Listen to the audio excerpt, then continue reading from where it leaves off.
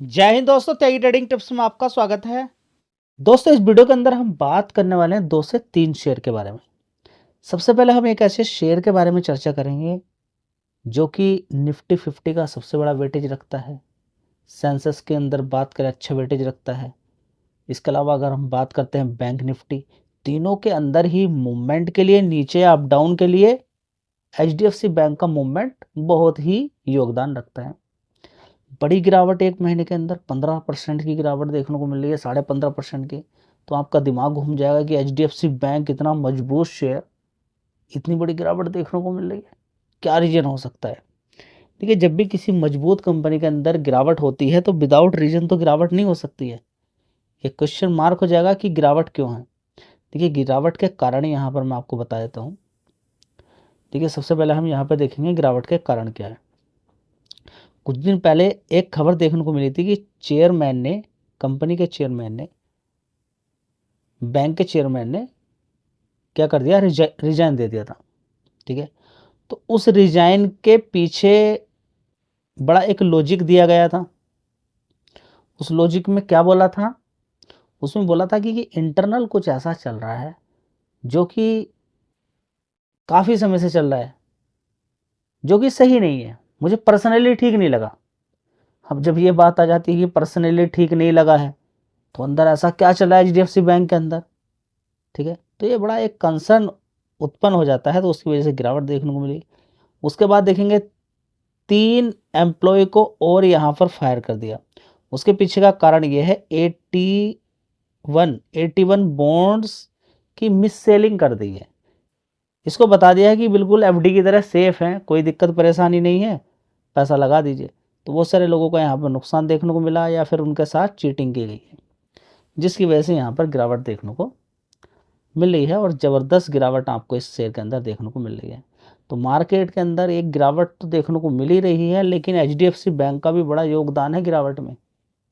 ठीक है, बात करें मजबूत हैं, ये सारी चीज़ें हैं, नॉर्मल हो जाएंगी।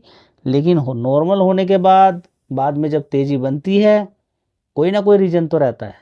जब भी बड़ी गिरावटें होती हैं, क्या इन रीजन की वजह से बैंक ख़त्म हो जाएगा? क्या नहीं। ठीक है, इससे बड़े बड़े रीजन होते हैं जिनकी वजह से शेयर के अंदर गिरावट होती है और बड़ी बड़ी गिरावट देखने को मिल जाती है। चलिए मैं एक शेयर आपको दिखाता हूं। दोस्तों, शेयर का नाम है बीएचईएल। देखिए कितनी बड़ी गिरावट इसके अंदर देखने को मिली थी। मैक्सिमम चार्ट पैटर्न देखिए, कभी कितने का शेयर होता था, यहाँ पर आप देख सकते हैं 338 रुपये का। उसके बाद जबरदस्त गिरावट होकर कहाँ पर पहुंच गया, 20 रुपये। और 20 रुपये से कितना हाई मारा होगा इसने, देखिए यहाँ पर, ये देखिए 300 रुपये से भी ऊपर ये शेयर चला गया। ठीक है, तो 320 रुपये से 300 रुपये का मतलब आप समझ सकते हैं, 20 रुपये से 210 गुना होता है, बाद में 15 गुना पैसा इसने बना कर दे दिया। ठीक है, गिरावट के कारण रहते हैं, रिजल्ट्स उतने अच्छे नहीं आ रहे थे। उसके बाद कंपनी के अंदर ज़बरदस्त आप देखेंगे कि ज़बरदस्त ऑर्डर मिलने शुरू हो गए, अदानी पावर की साइड से काफ़ी बड़े बड़े ऑर्डर मिले। ठीक है, तो ये सारी चीज़ें आपको आनी चाहिए। जब तक ये सारी चीज़ें नहीं आएंगी तब तक सब कुछ गलत होता चला जाएगा। दोस्तों, अगली कंपनी है गेल इंडिया लिमिटेड। 143 रुपये का भाव यहाँ पर देखने को मिल रहा है। तो देखिए, अभी तक हम किस पर डिपेंडेंट थे, 7 से 8 दिन के अंदर या 12 दिन के अंदर जहाज आते रहते थे, जाते रहते थे, इंडिया के कोने कोने पर गैस पहुंच रही थी और बहुत सारे लोगों को सस्ते दाम पर भी मिल रही थी। अभी यहाँ पर हो गया हॉर्मुज स्ट्रेट बंद। स्ट्रेट ऑफ हॉर्मुज को क्या कर दिया गया है, अभी फिलहाल के लिए बंद कर दिया गया है ईरान के द्वारा। ट्रंप यहाँ पर पूरी ताकत लगा रहे हैं कि उसको खोल दिया जाए। देखिए, अगर हम बात करें तो अभी हमने गैस का रूट अपना बदला है, कनाडा की साइड से, ऑस्ट्रेलिया, दूसरे देशों से महंगी मिलेगी और साथ में अमेरिका के साथ भी हमारी बड़ी डील हुई है गैस के लिए। लेकिन सारी गैस जो आएगी है, इसको आने में लगभग 40 से 45 दिन लग जाएंगे और ये महंगी बैठेगी, लगभग 15 से 30% तक महंगी बैठ सकती है। ठीक है, तो ये बात हो गई क्लियर कि बड़ी गैस हमें मिलेगी, लेकिन अमेरिका के साथ लगभग 22 लाख टन का सौदा हुआ है। गैस तो मिल जाएगी, ऐसा नहीं कि कतर गैस नहीं देगा तो हमें गैस नहीं मिलेगी, महंगी मिलेगी, वही महंगी लोगों को लेनी पड़ेगी।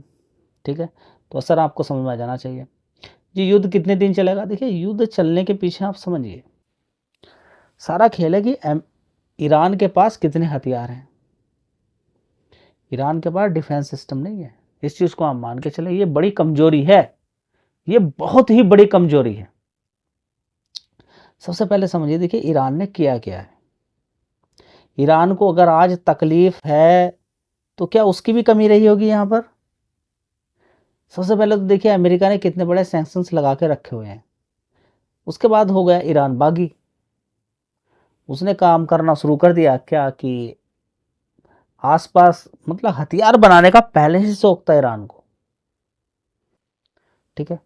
उसने हमास को हथियार देना शुरू कर दिए। एक साथ ही 5,000 रॉकेट दाग दिए गए हमास के द्वारा इजराइल पर। सोचिए अगर डिफेंस सिस्टम नहीं होता तो इजराइल नक्शे से खत्म। 5,000 रॉकेट, सोचिए, खुद से अनुमान लगाइए कि डिफेंस सिस्टम ना हो, मान के चलिए कि ईरान पर इस समय कोई 5,000 रॉकेट एक साथ दाग दे, एक साथ, रोक पाएगा ईरान? रोक ही नहीं पाएगा, उस पर डिफेंस सिस्टम नहीं। लेकिन उसने दाग दिए, दागे नहीं दगवाए। उसके बाद ईरान अलग बैठा हुआ है, हूती जबरदस्त उसको हथियार दिए जा रहे हैं, हिजबुल्लाह को, हमास को, सभी को लगातार हथियार दिए जा रहे हैं कि बस सिर्फ और सिर्फ इजराइल को टारगेट करो, इजराइल को मार दो, ठीक है। तो कहीं ना कहीं ईरान की भी बड़ी गलतियां हैं, और कहीं ना कहीं ईरान जो ऐसा बना है उसमें अमेरिका की भी बड़ी गलती है, क्योंकि इतने बड़े सैंक्शंस आप लगा दोगे। अब ईरान है क्या, बचा क्या ईरान के अंदर? देखिए किसी भी देश को चलाने के लिए, आगे बढ़ने के लिए, उस देश की इकोनॉमी बढ़िया होनी चाहिए, उसकी करेंसी जो चल रही है उसकी मजबूती होनी चाहिए अगेंस्ट डॉलर के। डॉलर के अगेंस्ट तो ख़त्म है सारी कहानी। बिटकॉइन इस समय इस्तेमाल करता हुआ नज़र आ रहा है ईरान, ठीक है। दूसरों की करेंसी इस्तेमाल करता हुआ नज़र आ रहा है, अपनी करेंसी का तो हलवा बन गया है। समझ बात आ रही ना? ईरान की अभी पूरी तरह से कमर टूट चुकी है। लेकिन अभी आपको न्यूज़ वगैरह में सारी चीज़ें देखने को मिलेगी ईरान के, भाई इतनी मिसाइल हैं, उधर छोड़ दी, इधर छोड़ दी, ऐसा छोड़ दिया, वैसा छोड़ दिया। देखिए अरब कंट्रीज पहले से ही अपने काम में व्यस्त हैं, वो सारा काम कर रहे हैं। उनको लगता था कि अमेरिका हमारी सेफ्टी कर लेगा, वैसे भी हमारी कोई इतनी कोई खास किसी से दुश्मनी है नहीं है।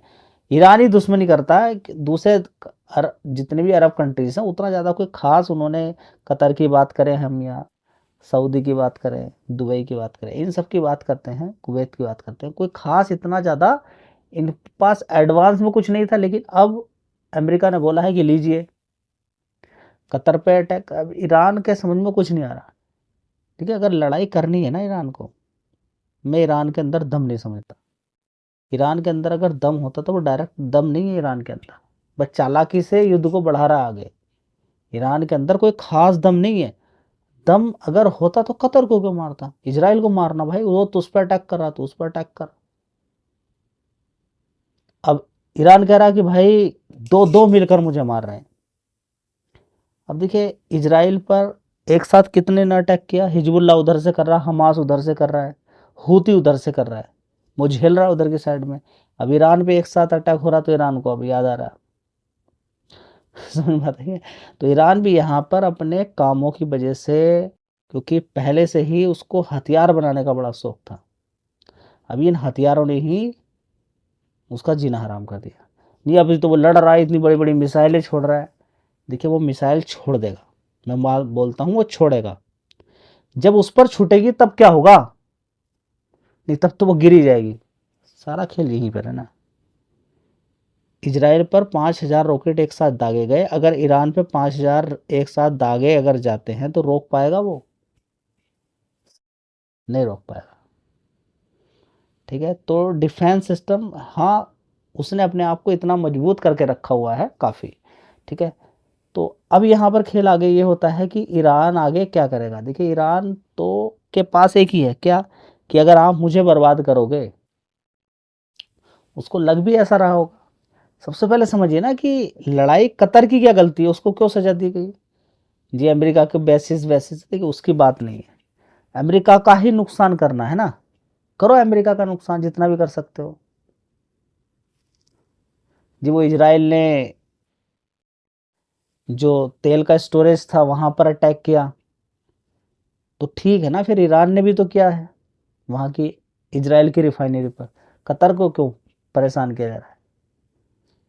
समझ बात आ रही है ना? पक्का जो दुश्मन थे अगर उस ईरान के, वो इजराइल था, उस पर ही अटैक करना था। लेकिन अब इसका असर कहाँ पर देखने को मिल रहा है? इसका मिल रहा है ग्लोबली। और यहाँ पर अमेरिका का बड़ा फायदा है, क्योंकि अमेरिका के साथ अभी हमने कितनी की है, 22 टन गैस की। और अरब जितने कंट्रीज है वो बड़े बड़े हथियार ले रहे हैं। तो फायदा किसको हो गया? ईरान को क्या फायदा हुआ जी? ईरान को भी बताइए ना। ईरान का कोई फायदा नहीं है, अमेरिका का बड़ा फायदा है। दूसरी बात अगर देखें तो रसिया का तेल जबरदस्त बिक रहा है। और इस सारी चीज़ों का हो सकता है कि इजराइल को इतना मालूम न हो कि इतना कुछ देखने को मिल सकता है। इजराइल को अनुमान तो था कि हाँ इतने बड़े हथियार हो सकते हैं, इतने ज़्यादा हथियार हो सकते हैं, लेकिन हो सकता है कि कंफ्यूजन भी पैदा हो गया हो। ठीक है, अब रियलिटी फैक्ट आ रहा है तो इजराइल की भी ज़बरदस्त पिटाई हो गई यहाँ पर। तो इजराइल ईरान ने कभी युद्ध रोकने की कोशिश नहीं की है। तो आज अगर इस युद्ध में अगर हम देखें तो इजराइल और ईरान का ही सबसे बड़ा नुकसान देखने को मिलेगा। ये ही दोनों बहुत पीछे जाने वाले हैं। इनको युद्ध करने का बहुत ज़्यादा शौक था और इनको ऐसा लग रहा था कि ये मुझे मार देगा, वो मुझे मार देगा। मरने वाला दोनों में से कोई नहीं है, लेकिन हालत ऐसी ख़राब हो जाएगी, वो मरने योग्य हो जाएगी। अब क्योंकि गैस वहाँ से नहीं आ रही है, कतर से हम लेते थे, टोटल जो इंपोर्ट करते हैं 40% उसका। ठीक है, तो अभी के लिए जब अटैक कर दिया गया उसकी रिफाइनरी पर, गैस के स्टोरेज पर, तो 17% तो गैस वैसे ही ब्लॉक, टोटल मिला के अभी वहाँ अरब कंट्रीज़ ने तेल गैस का प्रोडक्शन ही बंद करके रखा हुआ है। युद्ध बंद होगा उसके बाद देखा जाएगा, चालू करने का कोई मतलब नहीं है। ईरान लगातार उधर की साइड में ड्रोन से या मिसाइल से हमला करता हुआ नजर आ रहा है। तो गेल के स्टॉक्स की अगर बात करते हैं तो देखिए गैस वाले स्टॉक्स है तो गिरावट आपको यहाँ पर देखने को मिल रही है। रीजन आपको समझ में आ गया है। गैस नहीं आएगी टाइम पर तो फिर ये कंपनी कैसे डिलीवर करेगी, तो इसको भी नुकसान देखने को मिल रहा है। दोस्तों अगला शेयर होगा अदानी टोटल गैस। देखिए जब गैस गैस होती है बात, तो Adani total gas, gas produce की जाती है इंडिया के अंदर, अदानी करता है, अदानी की गैस चलती है। तो यहाँ पर अगर हम देखने की कोशिश करते हैं, फिलहाल 5 दिन के अंदर देखेंगे, 1 महीने के अंदर देखेंगे, तो शेयर रुकने की कोशिश करा, अभी ऊपर की साइड में 607 मारा और वहाँ से फिर अभी गिरावट देखने को मिल रही है। ठीक है, तो अदानी के शेयर को यहाँ पर बेनिफिट देखने को मिल सकता है, क्योंकि अगर महंगी गैस बाहर से आती है और अभी इंडिया के अंदर अगर देखें तो डोमेस्टिक लेवल पर और 40% ज़्यादा अब यहाँ पर प्रोडक्शन को बढ़ा दिया गया है। ठीक है, तो इस समस्या अगले में मुझे ऐसा लगता है कि अगले 30-35 दिन की समस्या है, जो कि झेली जाएंगे, क्योंकि गांव के लोग महंगी की वजह से या ना मिलने की वजह से वो एडजस्टमेंट कर लेंगे। शहर में थोड़ी सी दिक्कत है, और इतना तो अभी स्टार्ट है ही है। ठीक है, एक बार खेप बड़ी आ गई उसके बाद तो फिर आती ही रहेगी लगातार, कोई दिक्कत होने वाली नहीं है। कतर से मिलना मुश्किल है, अब दूसरे कंट्रीज से अब देखिए कितनी जल्दी जल्दी आती है। तेल की कोई दिक्कत नहीं है इंडिया के अंदर, इस चीज़ को याद रखिएगा। तेल का भंडार काफ़ी है, क्योंकि हमने तो यूरोपियन कंट्री तक को तेल इतना ज़्यादा दिया, तो तेल के भी इस समय कोई किल्लत नहीं है, सिर्फ गैस की किल्लत है। और गैस भी दो तरीके से यहाँ पे डिवाइड हो जाएगी, एक तो लकड़ी का इस्तेमाल किया जाएगा और बिजली का इस्तेमाल भी किया जाएगा। कहीं कहीं पर किल्लत रहेगी, क्योंकि परेशानी है तो परेशानी तो झेलनी पड़ेगी। ठीक है, अब देखते हैं युद्ध किधर की तरफ जाता है, किसी को कोई मालूम नहीं है कि युद्ध किधर जाएगा। अब समय बताएगा आगे क्या होने वाला है। धन्यवाद।